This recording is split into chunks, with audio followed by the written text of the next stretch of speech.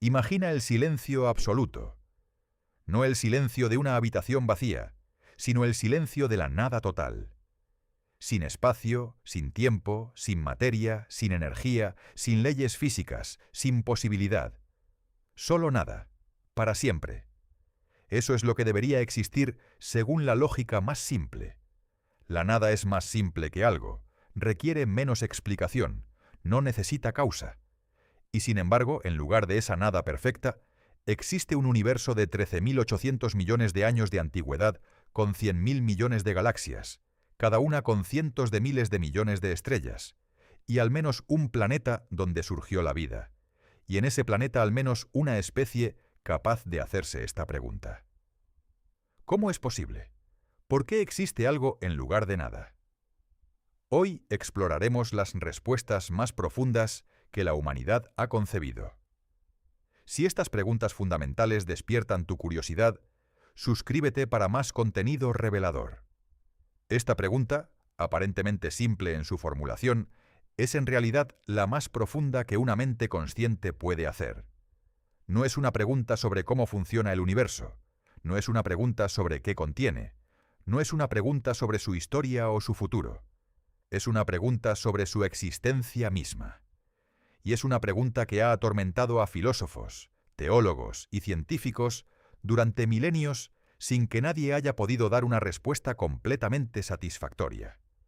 El filósofo alemán Gottfried Wilhelm Leibniz fue quizás el primero en formularla con toda su fuerza en el año 1715. En su obra Principios de la naturaleza y de la gracia, escribió: la primera pregunta que debemos hacernos es ¿por qué hay algo en lugar de nada?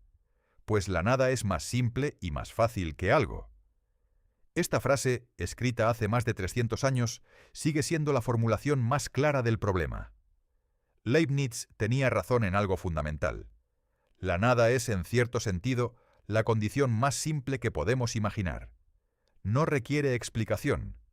No tiene propiedades que necesiten describirse. No tiene historia que contar. No tiene estructura que comprender. La nada simplemente no es.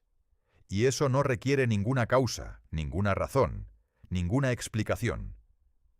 Pero entonces, ¿por qué no es eso lo que tenemos?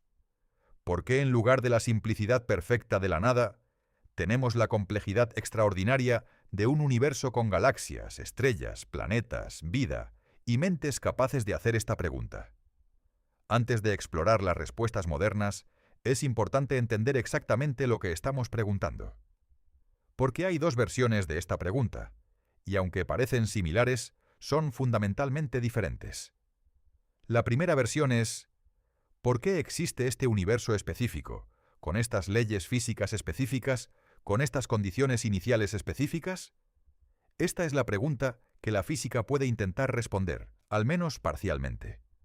Podemos buscar teorías que expliquen por qué las constantes físicas tienen los valores que tienen, por qué el universo comenzó con el Big Bang, por qué hay más materia que antimateria. La segunda versión es más profunda y más perturbadora. ¿Por qué existe algo en absoluto? ¿Por qué hay algo en lugar de la nada total? Esta es la pregunta que trasciende la física, porque incluso si tuviéramos una teoría física perfecta que explicara todo sobre este universo, esa teoría en sí misma es algo. Las leyes físicas son algo.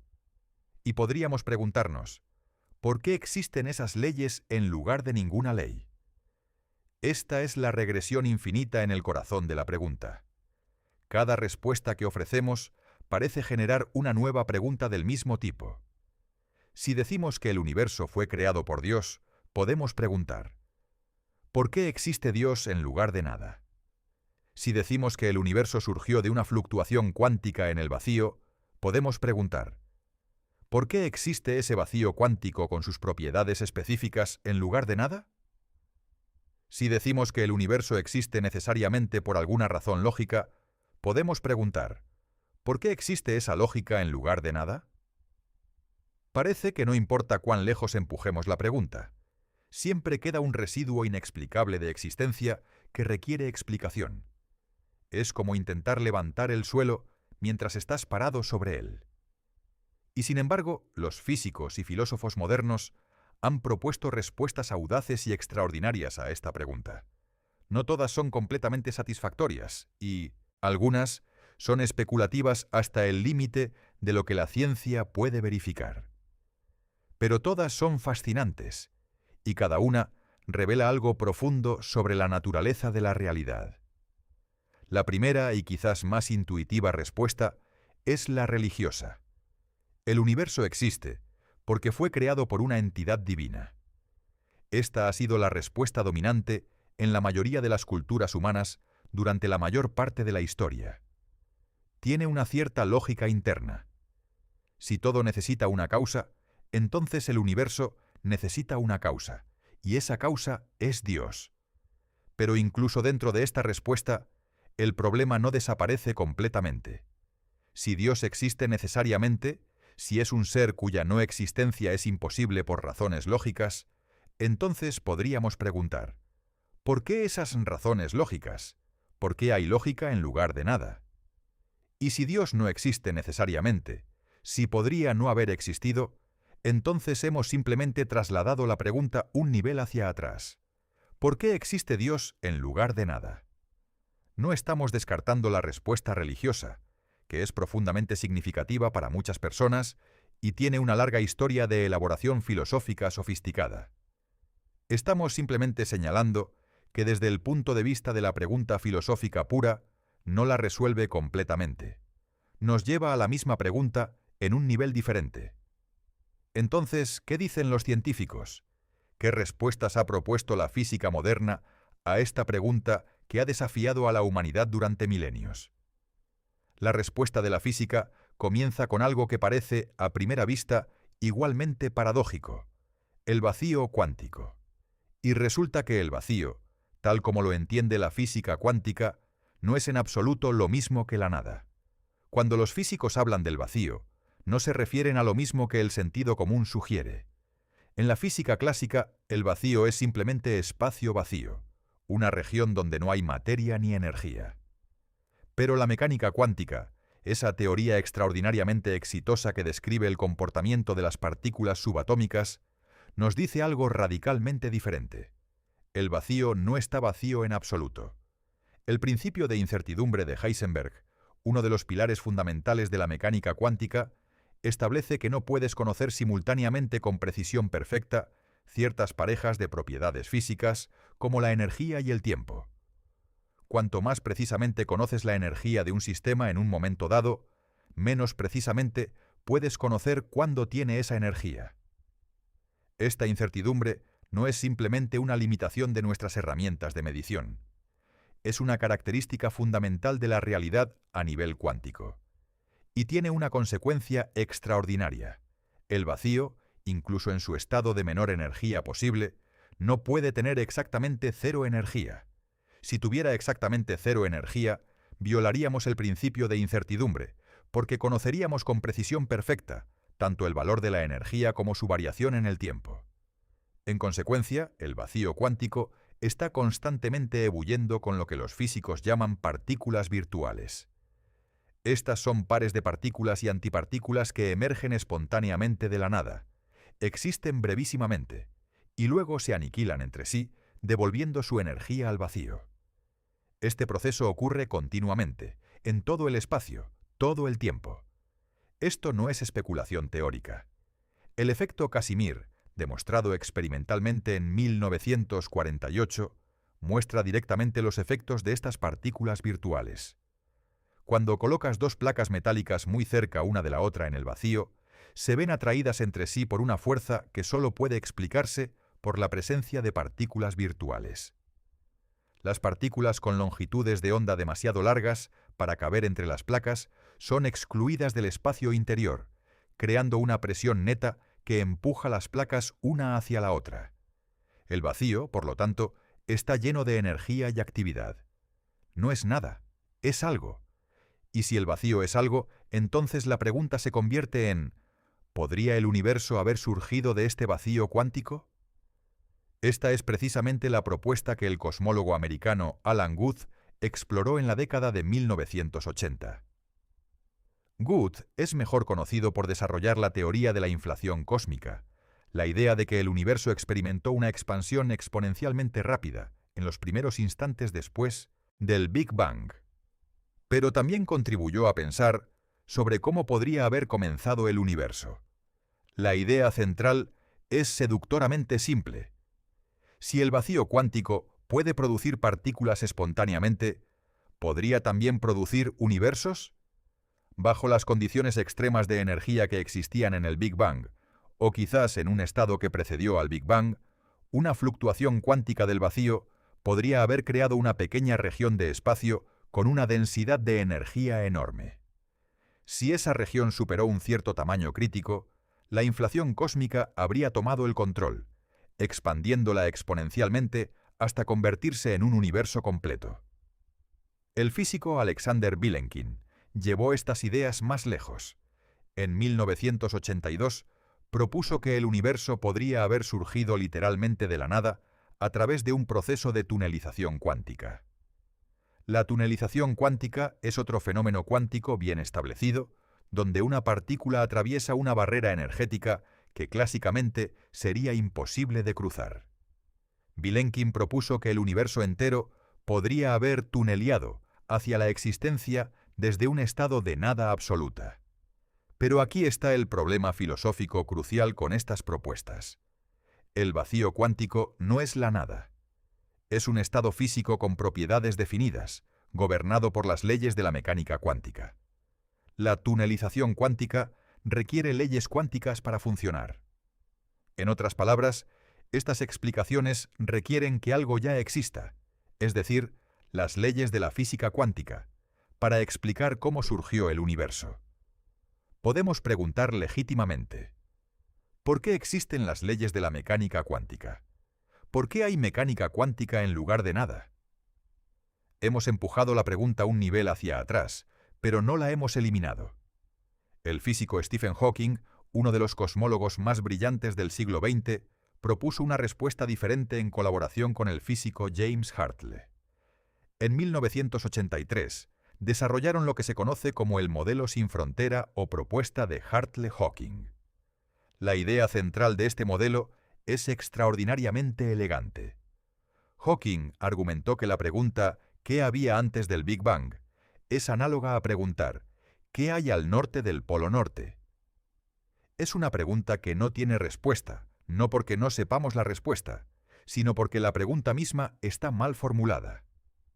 En física clásica, el tiempo es como una línea que se extiende hacia el pasado y hacia el futuro indefinidamente. El Big Bang representaría el punto más lejano hacia el que podemos mirar en el pasado, pero podríamos preguntar qué había antes de ese punto. Pero en la relatividad general de Einstein, el tiempo no es simplemente una dimensión adicional del espacio. El tiempo está entrelazado con el espacio de maneras complejas, y cerca de las condiciones extremas del Big Bang, donde las densidades y temperaturas son infinitas, las ecuaciones de la relatividad general colapsan. Hawking propuso que si combinamos la relatividad general con la mecánica cuántica de una manera específica, el tiempo cerca del Big Bang se convierte en cierto sentido matemático en una dimensión espacial. Es decir, el tiempo deja de ser diferente del espacio. Y si el tiempo es espacial cerca del Big Bang, entonces el universo no tiene un comienzo en el tiempo, de la misma manera que la superficie de la Tierra no tiene un borde espacial. En este modelo, el universo es completamente autónomo. No tiene fronteras, no tiene condiciones iniciales que explicar, no tiene un antes que requiera una causa. El universo simplemente es, de la misma manera que la superficie de una esfera simplemente es, sin necesidad de algo externo que la sostenga. Este es un argumento profundamente sofisticado, y Hawking lo presentó como una respuesta a la pregunta de por qué existe el universo.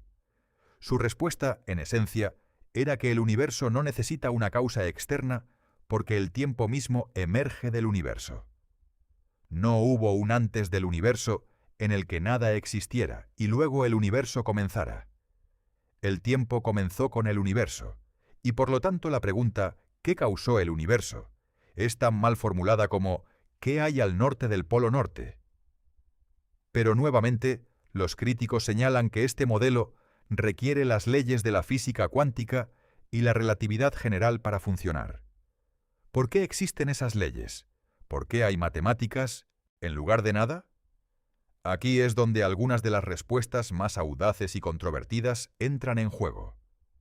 El físico y filósofo Max Tegmark ha propuesto lo que llama la hipótesis del universo matemático. Su argumento es tan radical que vale la pena detenerse a comprenderlo completamente. Tegmark parte de la observación de que el universo parece ser matemáticamente describible con extraordinaria precisión. Las leyes físicas pueden expresarse en ecuaciones matemáticas. Las partículas tienen propiedades que son números. Los campos físicos son estructuras matemáticas. En cierto sentido, el universo parece ser matemático en su naturaleza más profunda. Tegmark lleva esta observación a su conclusión lógica extrema. Quizás el universo no solo está descrito por matemáticas. Quizás el universo es matemáticas.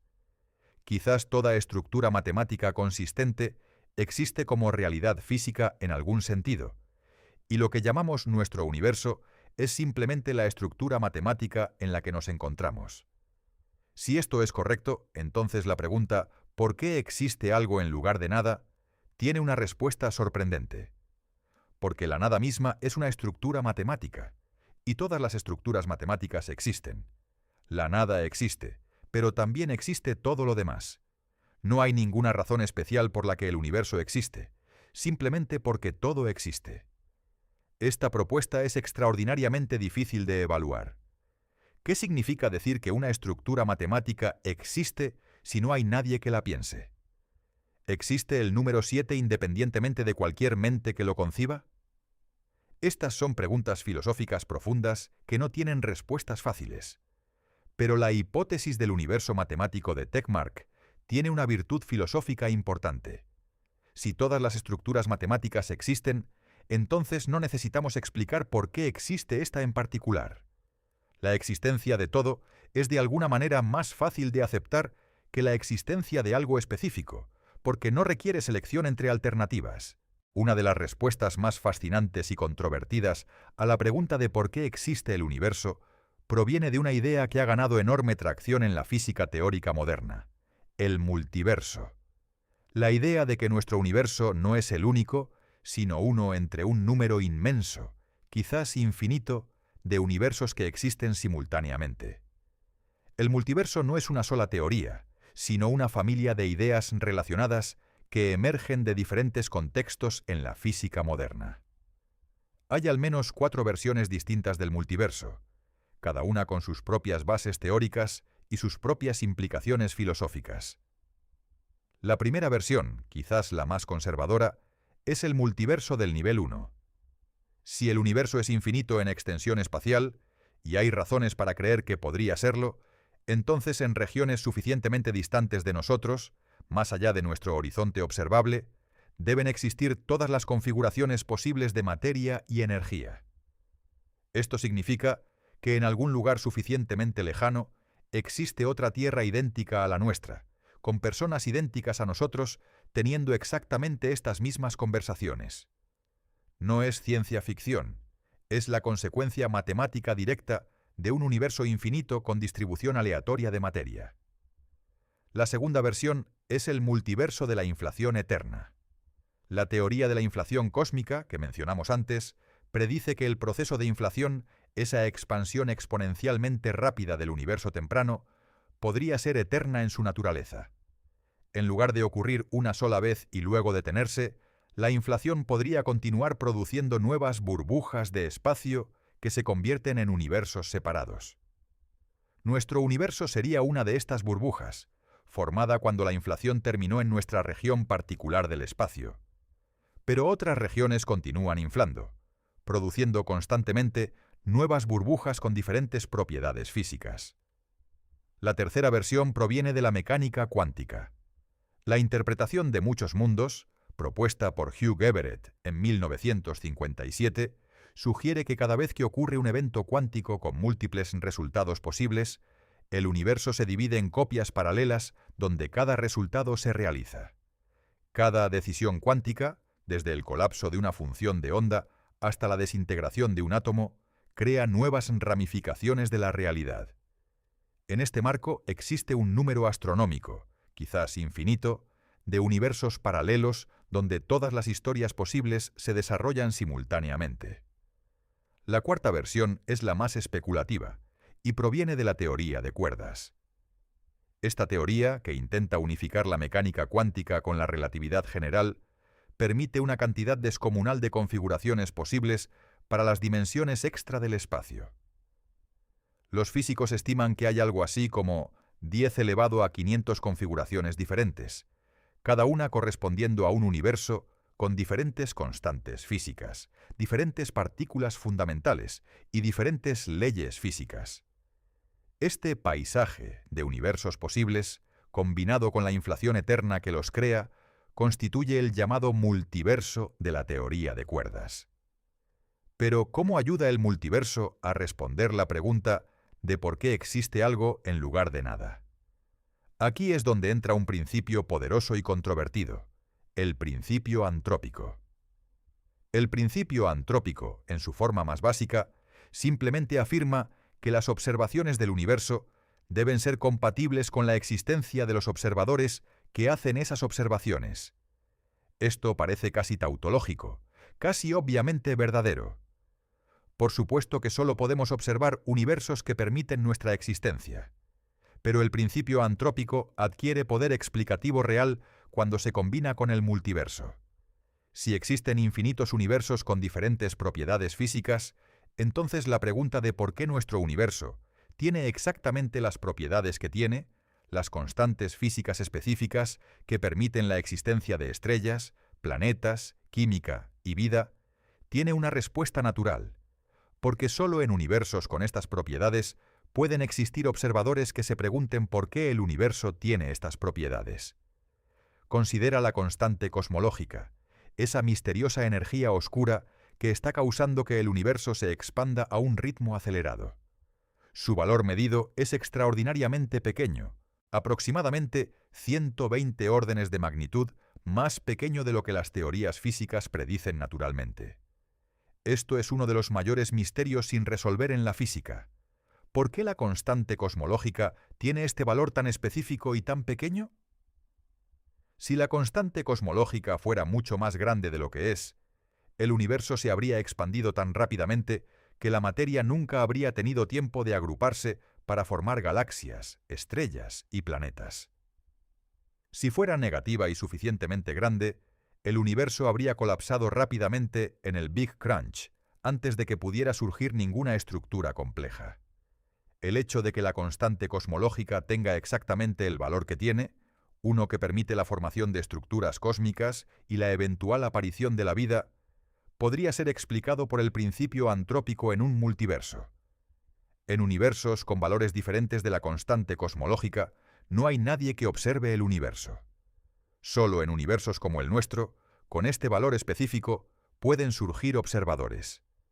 El físico americano Steven Weinberg, ganador del Premio Nobel, hizo una predicción basada exactamente en este argumento en 1987, antes de que la constante cosmológica hubiera sido medida. Razonando desde el principio antrópico, predijo que si la constante cosmológica existe, debe ser pequeña pero no cero. Cuando los astrónomos midieron la constante cosmológica en 1998, encontraron exactamente eso. Pequeña pero no cero. Fue uno de los casos más impresionantes de predicción científica basada en razonamiento antrópico. Pero el principio antrópico es profundamente controversial, y no todos los físicos lo encuentran satisfactorio. Los críticos señalan que parece explicar demasiado sin realmente explicar nada. Si simplemente decimos, el universo tiene estas propiedades porque de otra manera no estaríamos aquí para observarlo, ¿hemos realmente explicado algo? ¿O simplemente hemos articulado un sesgo de supervivencia a escala cósmica? El filósofo contemporáneo David Deutsch es uno de los críticos más articulados del principio antrópico. Señala que hay una diferencia crucial entre explicar por qué algo existe y simplemente señalar que su existencia es compatible con nuestra existencia. El principio antrópico hace lo segundo pero no lo primero. Además, el multiverso en sí mismo es extraordinariamente difícil de probar o refutar científicamente. Por definición, los otros universos en el multiverso están más allá de nuestro horizonte observable. No podemos enviar señales a ellos. No podemos recibir señales de ellos. No podemos observarlos directamente. ¿Cómo podemos entonces hacer ciencia sobre ellos? Algunos físicos argumentan que el multiverso es una consecuencia inevitable de teorías que sí podemos probar, como la inflación cósmica y la mecánica cuántica. Si estas teorías son correctas, y hay buenas razones para creer que lo son, entonces el multiverso es una implicación directa de su matemática. No podemos observar directamente los otros universos, pero tampoco podemos observar directamente el interior de un agujero negro, y sin embargo aceptamos su existencia basándonos en evidencia indirecta. Otros físicos, sin embargo, sienten que sin ninguna posibilidad de verificación experimental, el multiverso se convierte en metafísica más que en física. Y aunque la metafísica tiene su lugar, no debería confundirse con la ciencia empírica. Esta tensión entre el multiverso como ciencia y el multiverso como especulación filosófica refleja un debate más profundo sobre los límites de la ciencia misma. ¿Puede la ciencia hacer afirmaciones sobre entidades que son por principio inobservables? ¿O debe la ciencia limitarse a lo que puede, al menos en principio, ser probado o refutado experimentalmente? Hay también una pregunta filosófica profunda sobre si el multiverso realmente resuelve el problema de por qué existe algo. Si hay infinitos universos, entonces la pregunta ¿por qué existe algo? Parece tener una respuesta. Porque si hay suficientes posibilidades, incluso la existencia de algo se vuelve inevitable. Pero entonces podemos preguntar, ¿por qué existe el multiverso? ¿Por qué hay una estructura que genera infinitos universos en lugar de nada? Una vez más, la pregunta ha sido empujada hacia atrás pero no eliminada. Es como intentar pagar una deuda transfiriéndola a otra cuenta. La deuda sigue existiendo, solo que ahora está en otro lugar. Y sin embargo, a pesar de todas estas dificultades filosóficas, el multiverso sigue siendo una de las ideas más estimulantes en la física moderna. Nos confronta con la posibilidad de que nuestra realidad, todo lo que podemos observar y conocer, sea una fracción infinitesimal de lo que existe, que en algún lugar en el vasto espacio de posibilidades, todos los universos concebibles existen, con todas las historias posibles, con todas las variaciones posibles de las leyes físicas. Es una idea que hace que la mente se tambalee. Y quizás ese tambaleo es exactamente la respuesta correcta ante la pregunta más profunda que podemos hacernos. Hemos explorado respuestas físicas a la pregunta de por qué existe algo: el vacío cuántico, el modelo sin frontera de Hawking, la hipótesis del universo matemático, el multiverso. Pero hay otra tradición de respuestas, que viene de la filosofía pura, de intentar encontrar razones lógicas por las que algo debe existir necesariamente. La idea de existencia necesaria tiene una larga historia en la filosofía. Leibniz, quien formuló la pregunta original, también propuso su propia respuesta. Dios existe necesariamente, es decir, la no existencia de Dios es lógicamente imposible, y Dios creó el universo por razones de bondad y perfección. Esta fue la respuesta dominante en la filosofía occidental durante siglos. Pero los filósofos modernos han intentado encontrar formas de existencia necesaria que no dependan de presupuestos religiosos. ¿Podría el universo mismo existir necesariamente? ¿Podría haber una razón lógica por la que la existencia de algo es inevitable? El filósofo contemporáneo Derek Parfit exploró esta posibilidad con gran profundidad en su obra Razones y Personas y en artículos posteriores. Parfit señaló que hay básicamente tres tipos de respuestas posibles a la pregunta de por qué existe algo. El primer tipo es lo que Parfit llamó una respuesta nula. No hay explicación. El universo simplemente existe, sin razón, sin causa, sin explicación. Es un hecho bruto de la realidad que no admite ninguna justificación ulterior. Esta respuesta es intelectualmente insatisfactoria, pero no puede descartarse lógicamente. Podría ser verdadera. El segundo tipo es una respuesta de selección. ¿Existe algún principio o mecanismo que selecciona qué universo existe de entre todas las posibilidades? El multiverso con el principio antrópico sería un ejemplo de este tipo de respuesta. El problema, como vimos, es que este principio selector también necesita existir, y podemos preguntar por qué existe él. El tercer tipo es una respuesta necesaria. Algo existe porque la existencia de ese algo es lógicamente necesaria. Su no existencia sería contradictoria. El candidato más obvio para la existencia necesaria en la filosofía clásica es Dios, pero Parfit exploró otras posibilidades. Una idea fascinante es que quizás la existencia en sí misma es necesaria, no la existencia de ninguna cosa particular, sino la existencia de algo. Quizás la nada absoluta es lógicamente imposible. Quizás el concepto de nada es en sí mismo contradictorio, una ilusión creada por nuestro lenguaje que no corresponde a ninguna posibilidad real. Esta idea tiene cierta resonancia con el pensamiento del filósofo alemán Martin Heidegger, quien argumentó que la nada, es decir, que la nada tiene una especie de actividad o presencia que la convierte en algo más que la ausencia simple. Aunque Heidegger es notoriamente difícil de interpretar, la intuición de que la nada pura es un concepto problemático tiene cierta fuerza. En física, esta intuición encuentra un eco sorprendente. El físico Lawrence Krauss argumentó en su libro Un universo de la nada que la física cuántica demuestra que el universo puede surgir de la nada. Pero los filósofos rápidamente señalaron que el nada de Krauss, el vacío cuántico con sus leyes y propiedades, no es la nada filosófica absoluta que Leibniz tenía en mente. El debate entre Krauss y sus críticos filosóficos ilustra perfectamente la brecha entre lo que los físicos y los filósofos quieren decir cuando hablan de nada. Hay otro ángulo completamente diferente que algunos pensadores han explorado: el papel de la conciencia en la existencia del universo. Esta es quizás la idea más radical y más controvertida de todas, y conviene abordarla con cuidado. En la mecánica cuántica estándar hay un problema profundo conocido como el problema de la medición. Las partículas cuánticas existen en estados de superposición, múltiples estados simultáneamente, hasta que son observadas o medidas.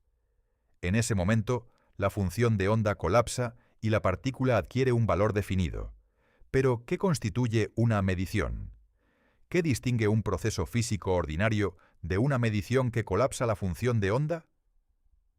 Algunos físicos e intérpretes de la mecánica cuántica, incluyendo figuras tan prominentes como John von Neumann y Eugene Wigner, sugirieron en las décadas de 1930 y 40 que la conciencia podría jugar un papel especial en este proceso.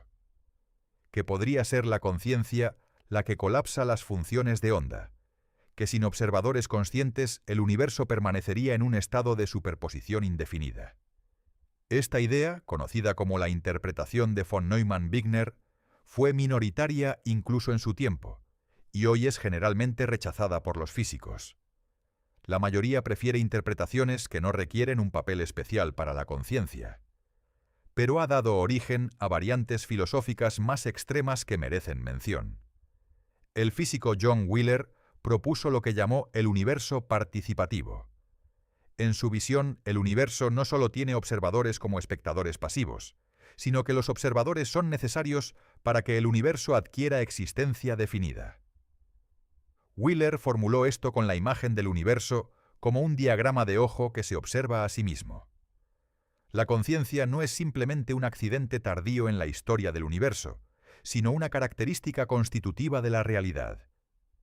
Wheeler llegó incluso a proponer el principio antrópico participativo.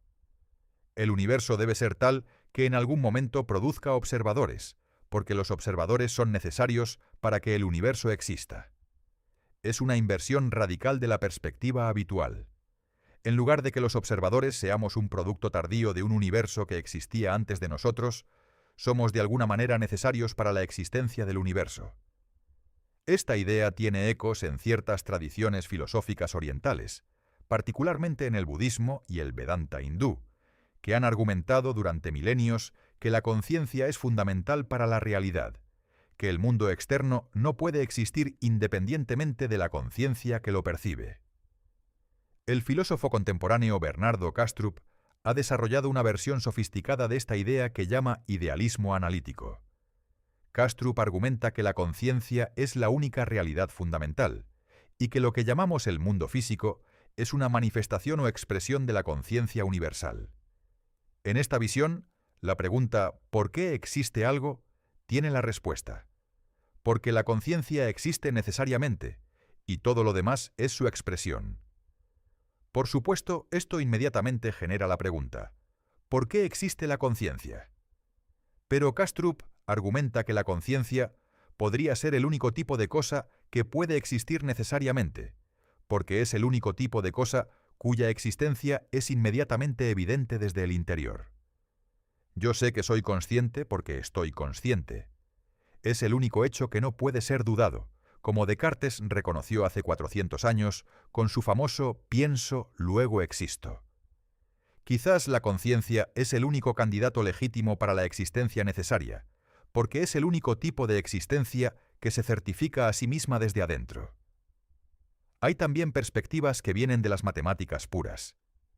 El teorema de incompletitud de Gödel, demostrado por Kurt Gödel en 1931, mostró que cualquier sistema matemático suficientemente complejo contiene verdades que no pueden ser demostradas dentro del sistema. Esto tiene implicaciones profundas para la pregunta de la existencia. Si el universo es fundamentalmente matemático, como sugiere Tegmark, entonces está sujeto a las limitaciones de Gödel. Hay verdades sobre el universo que no pueden ser demostradas a partir de las leyes del universo mismo. La pregunta de por qué existe el universo podría ser precisamente una de estas verdades gödelianas, verdadera pero indemostrable desde dentro del sistema. Esta sería una respuesta profundamente humilde a la pregunta más grande. No es que no sepamos la respuesta todavía, y que con más tiempo y más ciencia la descubriremos. Es que la respuesta es, en principio, inaccesible desde dentro del universo. Somos parte del sistema que intenta explicarse a sí mismo, y el teorema de Gödel sugiere que esto podría ser estructuralmente imposible. El filósofo Colin McGinn ha propuesto algo similar con su argumento del cierre cognitivo. McGinn argumenta que los cerebros humanos, que evolucionaron para resolver problemas prácticos de supervivencia en las llanuras africanas, podrían ser estructuralmente incapaces de comprender ciertos aspectos de la realidad. De la misma manera que un perro es cognitivamente incapaz de entender la mecánica cuántica, los humanos podrían ser cognitivamente incapaces de comprender por qué existe algo. Esta no es una respuesta nihilista. McGinn no dice que la pregunta no tiene respuesta. Dice que la respuesta podría existir, pero estar más allá de las capacidades cognitivas de nuestra especie específica. Otras formas de inteligencia, formas que quizás no existen todavía, podrían ser capaces de comprender lo que nosotros no podemos. Es una idea sobria y humilde, que contrasta con el optimismo ilustrado de que la razón humana puede en principio alcanzar cualquier verdad. Quizás hay verdades que están allí, que son objetivamente reales, pero que son simplemente demasiado grandes para las mentes que evolucionaron para cazar y recolectar en las sabanas africanas. Y si esto es correcto, entonces nuestra situación frente a la pregunta de por qué existe algo es peculiarmente trágica y hermosa al mismo tiempo. Somos lo suficientemente inteligentes para formular la pregunta, para sentir su profundidad, para reconocer que no tenemos respuesta. Pero quizás no somos lo suficientemente inteligentes para responderla. Hemos recorrido un camino extraordinario. Comenzamos con la pregunta más simple y más profunda que una mente puede formular. ¿Por qué existe algo en lugar de nada? Y hemos explorado respuestas que van desde la física cuántica hasta la filosofía del lenguaje, desde el multiverso hasta la conciencia como fundamento de la realidad, desde el teorema de Gödel hasta los límites cognitivos de nuestra especie. Y después de todo este recorrido, debemos ser honestos. No tenemos una respuesta definitiva. Ninguna de las propuestas que hemos explorado resuelve completamente el problema.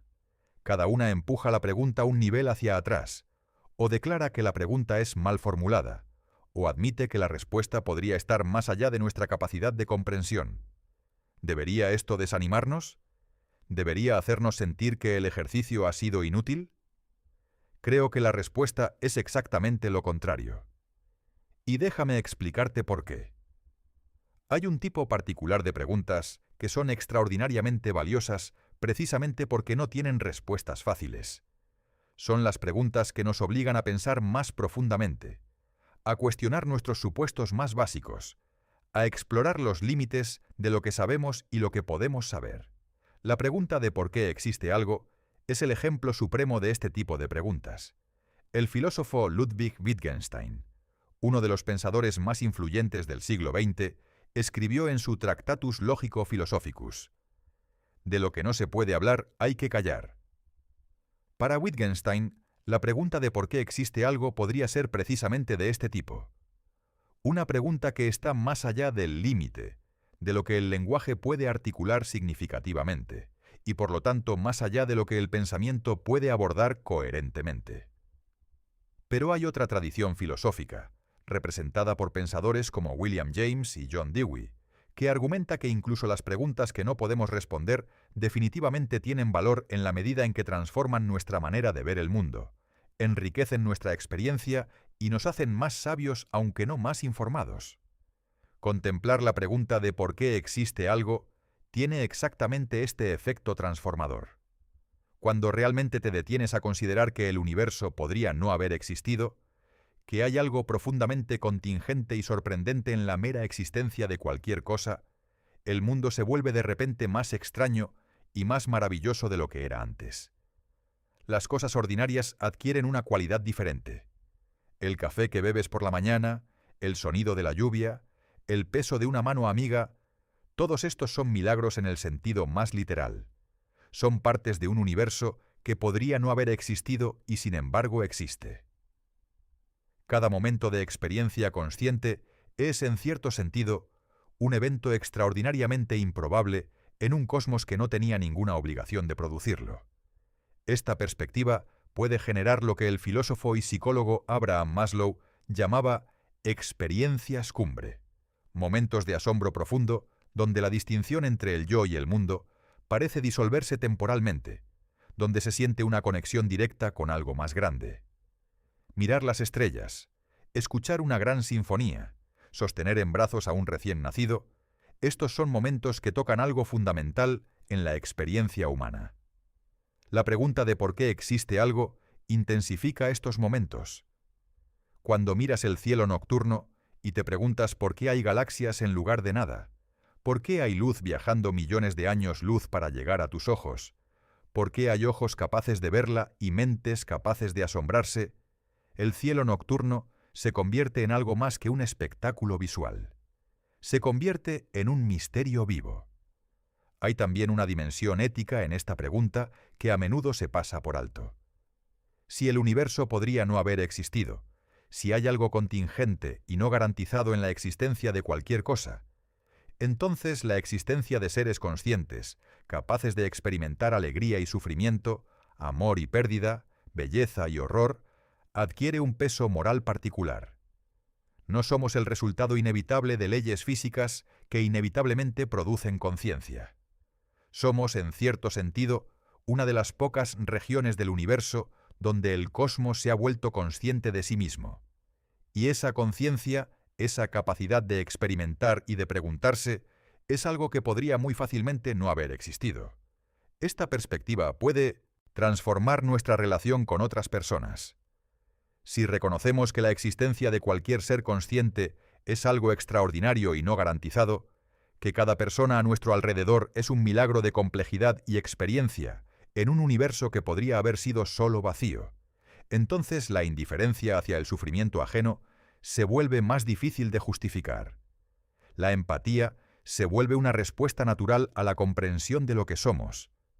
Volviendo a la física, hay algo hermoso en el hecho de que las mismas leyes que gobiernan las galaxias y los agujeros negros también gobiernan los procesos en nuestros cerebros cuando pensamos en estas preguntas.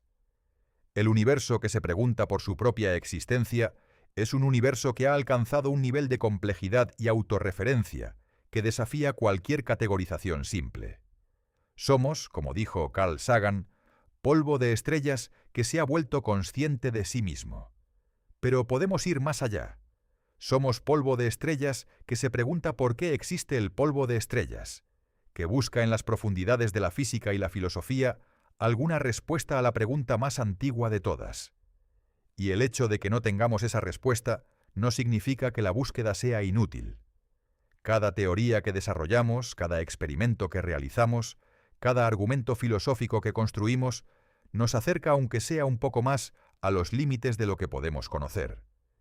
Y conocer los límites del conocimiento es en sí mismo una forma de sabiduría.